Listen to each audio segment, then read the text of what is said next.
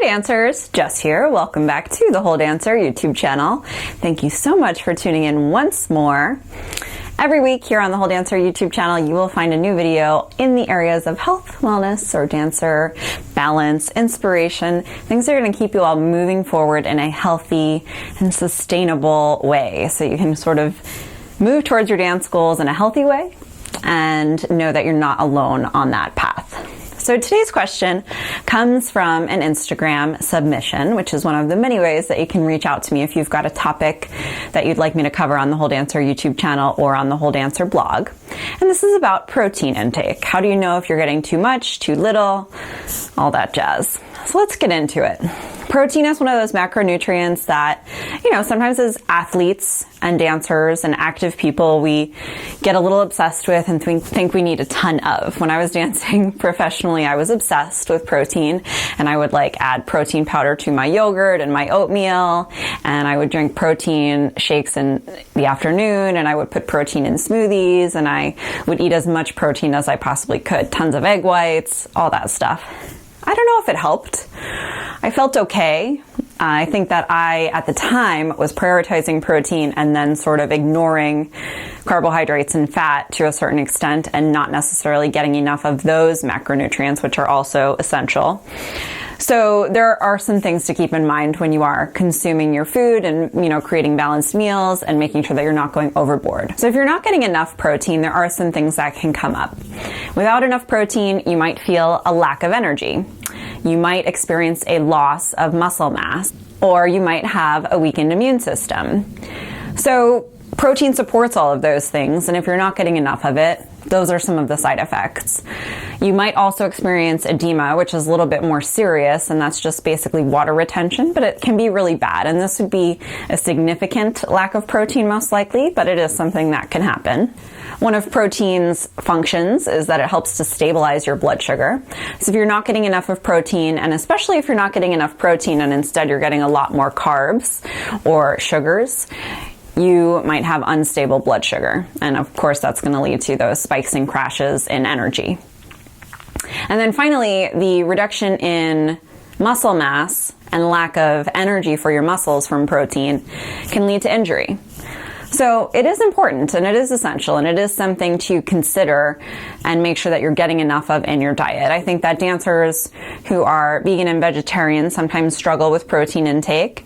But if you're not experiencing any of these symptoms in some sort of a very obvious way, it's most likely that you're doing fine.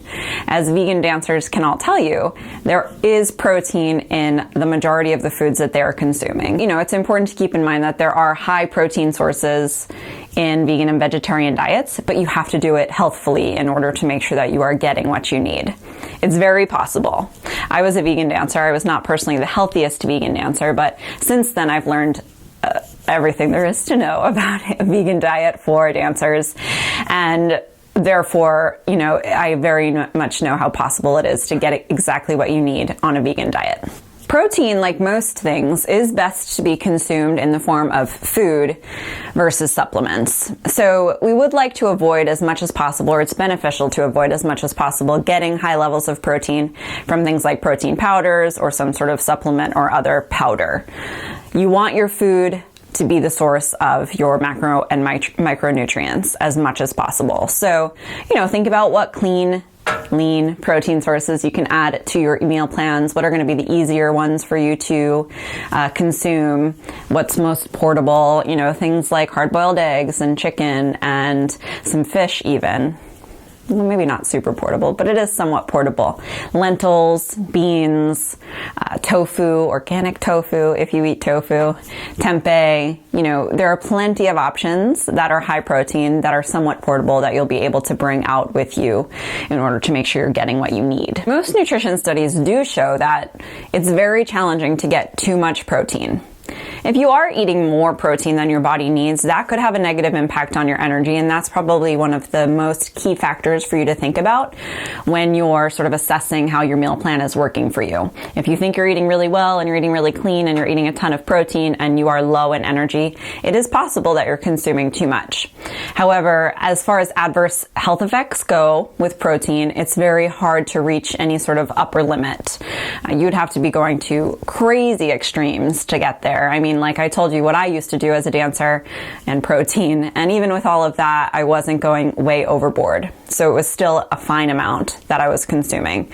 I don't know how my energy was at the time. I couldn't really tell you. My food patterns were all over the place, so who knows. But it is challenging to go beyond what you actually need.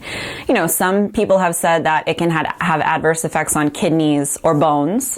Most research actually shows that it's only going to have that negative effect on kidneys or bones if there's other things going on. If you have if there's some pre-existing kidney condition that you're dealing with, or you're doing other things that are not supporting your bones and have leached calcium from the bones, and you have a low bone density, then maybe overconsumption of protein could have an adverse effect on your bone health. Now, that being said, even though it is kind of hard to go above what you really need for protein, those diets that focus on protein as the key macronutrient and sort of say, oh, cut back significantly on carbohydrates and have as little carbs as you possibly can, that can be negative.